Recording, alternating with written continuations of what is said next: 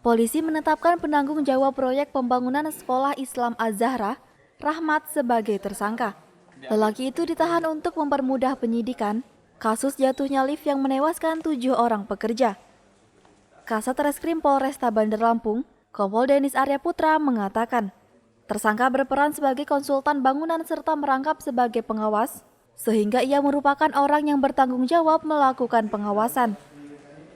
Denis menjelaskan dari hasil penyelidikan yang dilakukan oleh tim Lab 4 Polda Sumsel serta ahli, lift yang digunakan diketahui tidak memenuhi standar operasional, kompetensi, serta standar nasional.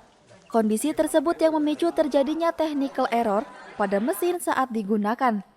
Lift beserta komponen yang digunakan tersebut tidak layak digunakan, baik untuk barang ataupun orang. Hal itu menunjukkan tersangka lalai untuk menjamin keamanan pekerjanya. Selain itu, Rahmat juga diketahui menjadi pihak yang berinisiatif untuk memasang lift. Pengadaan itu ditujukan untuk menunjang pekerjaan renovasi yang berada di lantai 5 gedung sekolah. Saat ini kepolisian masih melakukan pendalaman terhadap kasus tersebut karena tidak menutup kemungkinan nantinya akan ada tersangka baru. Atas peristiwa tersebut, tersangka terancam dengan pasal 9 Undang-Undang Nomor 1 Tahun 1970 tentang keselamatan kerja dan Permenaker Nomor 8 Tahun 2020. Tersangka juga dikenakan pasal 359 dan 360 KUHP tentang kelalaian yang menyebabkan orang meninggal dunia dengan ancaman hukuman maksimal 6 tahun penjara.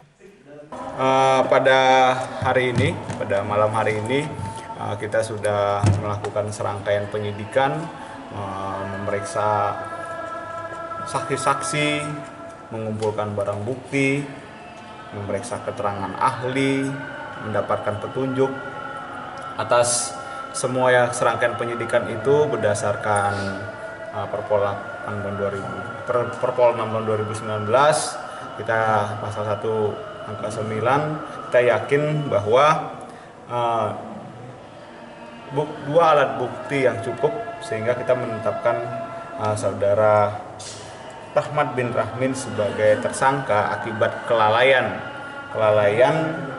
yang mengakibatkan 9 korban kecelakaan jatuhnya lift di Az-Zahra, di mana 7 meninggal dunia, 2 saat ini sudah membaik, yang sudah masing-masing ke kediaman.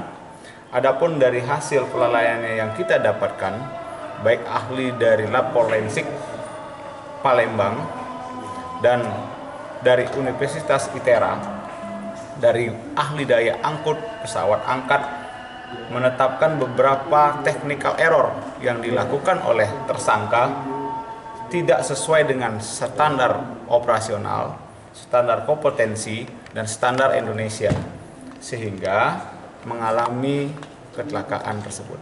Bahwa pesawat daya angkat tersebut tidak layak untuk digunakan sebagai angkut barang maupun angkut orang.